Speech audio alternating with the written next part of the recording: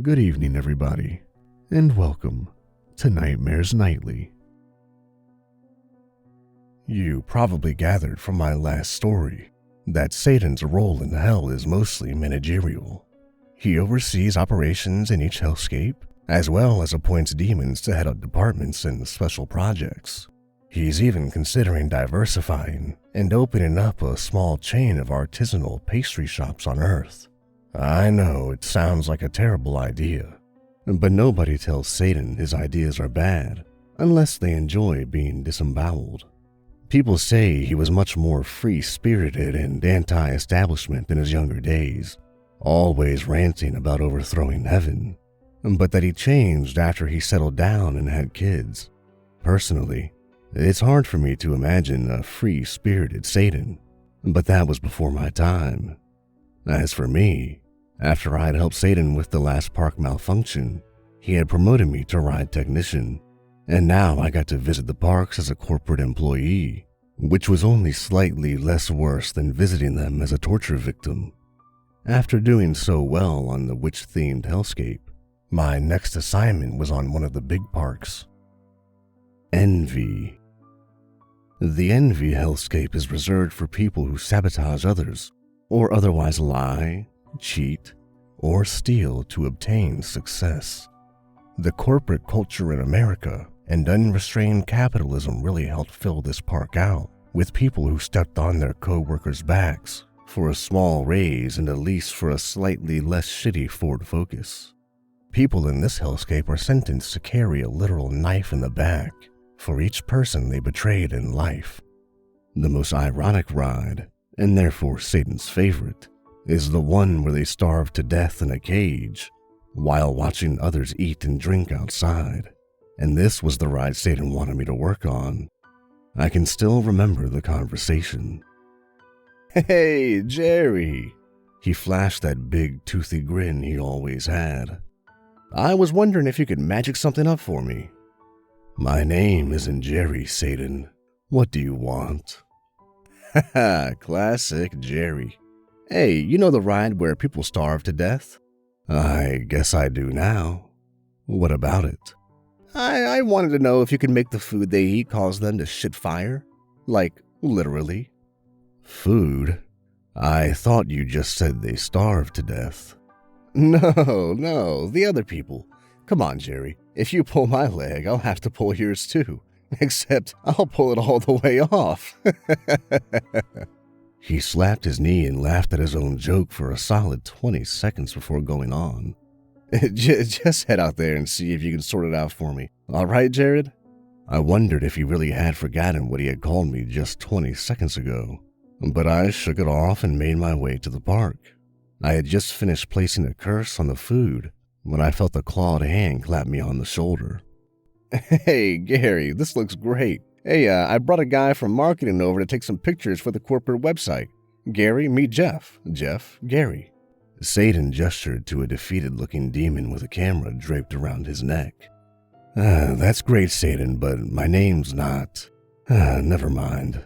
Wait, hell has a corporate website?" Satan scratched at his goatee. Not yet, but when we get one, we'll want to have lots of pictures. If we don't show people the good bits of hell, nobody will ever want to come."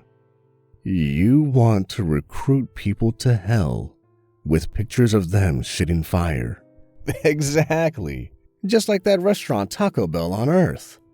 "Satan, I don't think Taco Bell makes people literally."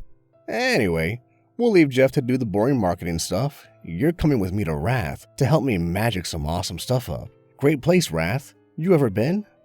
"I was there for 200 years. "No kidding. So, you know what I mean." Before long, we arrived at Wrath. The gates creaked open and I shuddered as I caught a whiff of the all-too-familiar stench of blood. "So, here's my idea, Gary. Are you ready for this?" "Probably not, but go ahead." 2 words, Gary. Human shish kebab." "Human shish kebab?" "Yeah, just picture it.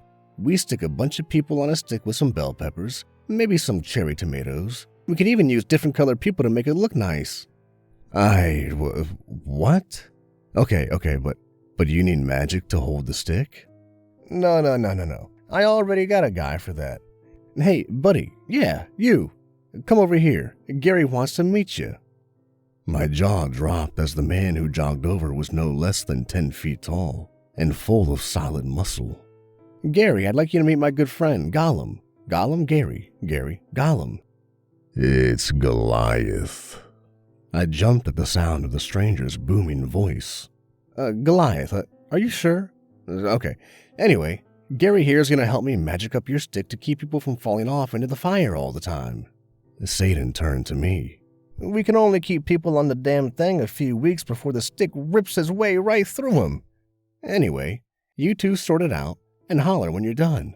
I've got an important phone call, so I'll just be right over there. With that, he jogged off, and I began my work on the stick. I glanced over when I was finished to see Satan laughing along with a young demon college student, twirling her tail around with his fingers. We're done over here, Satan, I yelled. He jogged back over, grinning. Great stuff. Come on, Gary, he said, throwing his arms around me. He leaned in close and started talking in a low voice as we walked away. His breath smelled like coffee and brimstone. You may want to watch your back around Goliath, he said furtively. And I wouldn't bend over around him either. It's a little too tempting for him, if you know what I mean. You mean he's, That's right, Gary. A cannibal. Well, I don't really... Wait, what? Yeah, I lost 2 technicians to him last week. Ripped their heads clean off, spine and all. And he's not too happy with you either. You're the one that fixed it so he couldn't tear people off the stick anymore. Wait, but you just... Hold on. Why wouldn't I bend over in front of him because he's a cannibal? What? You never heard of rump roast? Jesus, Gary, you're a little slow on the uptake sometimes. Okay, Satan. So, where to next? Gluttony, Gary. You're gonna love it there. It's great. Just great. Okay, so what do you want me to do there? 2 words, Gary. Exploding cheesecake. Gluttony. As Satan and I approached the gluttony hellscape, I noticed that it was quite a bit smaller than the others. I had never been to this hellscape, and I wondered what sort of grim horror awaited me inside. Despite what I had seen in the other parks, I couldn't help but gasp when the heavy iron gates creaked open. The inside was filled with long tables laid out with an exquisite feast. Huge racks of lamb, mountains of mashed potatoes, even ice cream that somehow resisted melting in the hellfire around us. This is gluttony? I asked. I don't get it. Where's the punishment? They're always hungry, Glenn, Satan said excitedly. And every time they take a bite, they only get hungrier. Okay, I got it. We let them eat real food eventually, though. Wow, that's nice of you, I guess. Yeah, once their relatives die off, we feed them the bodies. Oh, okay. But, how is gluttony a sin? I don't get that either. Satan laughed and strolled over to a small, fat Asian man in flashy sunglasses shoveling mashed potatoes into his mouth. This one's name is Kim Jong-il. The man gulped as Satan clapped a hand on his shoulder and dug his claws. He let thousands of his people starve to death while he feasted in his compound surrounded by guards. Even when other countries tried to send food, he kept it just so he could stay in power. How does that food taste now, Kim? Satan's claws dug in deeper and the man yelped a little louder. I stared at the fat, sad little man and shook my head. Do you think he likes cheesecake? I asked. Satan grinned. As we were leaving gluttony, Satan handed me a handkerchief to wipe the exploded remains of Mr. Ill off my shirt. You know, Satan, I'm starting to think you're not such a bad guy after all. He nodded knowingly. You're getting Stockholm Syndrome, Glenn. Just don't go falling in love with me. I've already got 17 wives, and I'm not looking for a husband." "Okay, so where to next?" "Where else?" said Satan. "Sloth." Sloth was another park I had never been to, so I didn't know what to expect when we got there. The gates of Hellscapes always opened slowly, but it took at least a full minute for the colossal gates to creak their way open here. I heard a sniffing sound and looked over to see Satan snorting a line of white powder off the end of his tail. "Satan, what are you doing cocaine?" "Cocaine? Cocaine?" Satan laughed deliriously. "Don't be ridiculous, Peter. This is ground up hellhound bones. Cocaine is like decaf compared to this stuff." He patted me on the back about 10 times too hard, and then shoved his tail under my nose. "Go on, Peter, have a bump. You're gonna need it in there." "I don't really." Satan flicked his tail and left me coughing in a cloud of the stuff. My lungs felt like they were on fire as I breathed the powder in, until I was sure I was about to die, when all of a sudden my whole body went numb. I looked over to see a 3-foot wide grin on Satan's face, which now appeared to be the size of an SUV. "Are you feeling it now, Peter?" The world was swaying and bending around me, and the air felt like jelly. Everything seemed to slow down as every atom in my body vibrated with intense pleasure. I was definitely feeling it. As we walked through the gates, I felt a sudden weight push down on my body. "Gravity is 12 times stronger in here, Peter," Satan yelled. "Keeps the residents moving slowly. Cool, right?" I looked around, and the people in the park were indeed moving at a snail's pace, many of them with one foot suspended in the air, almost frozen in the middle of a step. "We've been having this really weird glitch, though, lately. Hey, Creeypasta, show Peter here the glitch."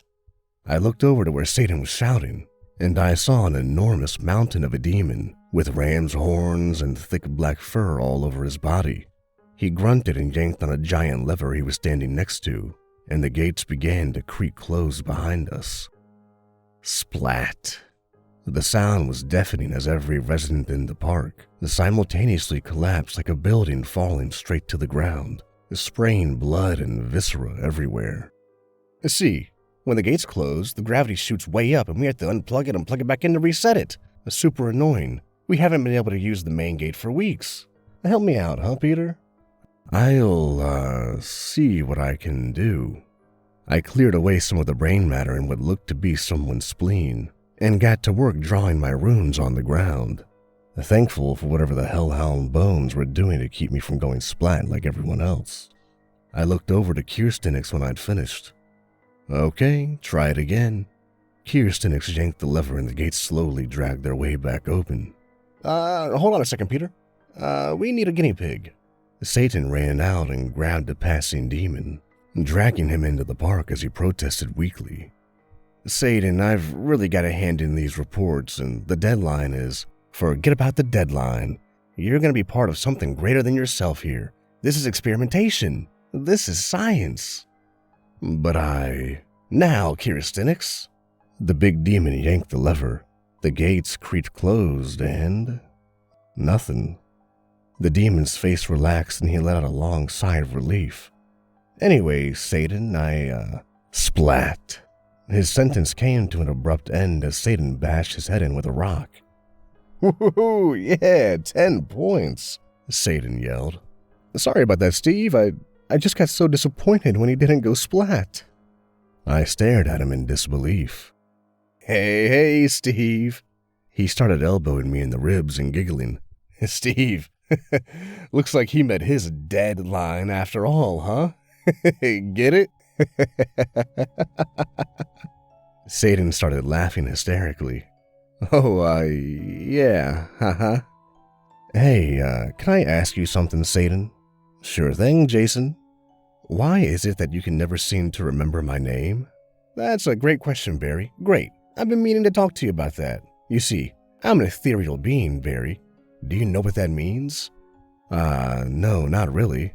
"Obviously. It means I make all the girls go crazy. But it also means that I exist in 5 dimensions, Jackie. 5. That's almost all of them. Wait, how many dimensions are there? Don't ask stupid questions, Gerald. I'm trying to explain something here. See, you exist in 3 dimensions, and then the 4th is time. But I exist in 5, which means that I can walk through time like you walk through a hallway. You feel me, Gerald? You picking up what I'm putting down? You catching what I'm throwing? You getting where I'm going? You're saying that you're a time traveler. Don't be stupid, Eric. Time travel is impossible. But you just said... I know what I said. Listen, do you know what happens when you try to travel through time, Billy? Your mind shatters into a trillion tiny little pieces, Andy. They're so tiny, you can never put them all back together again. So that's what happened to you? That's what happens to you, Jeff. I'm gonna teach you. We're gonna break your mind into so many tiny little pieces. It'll be great, Jacob. Great. Why would I want to? Because then you can possess the souls of hundreds, even thousands of people at a time. I do remember your name, Willie. I just don't remember what time I'm in. That doesn't make any sense. It only doesn't make sense if you think about it, Alan. Don't be a buzzkill, all right? So you're saying the names belong to people whose souls I'm going to possess? Exactly, David. You are those people. Just not right now. Anyway, enough of that. Do you like white wine, Brent? Actually, I prefer. Great. Come on over for dinner. I've got big plans for you, Richard. Huge. Thanks for listening, everybody. And if you like what I'm doing, leave a like and a comment down below, and hit that subscribe button for more Nightmares Nightly.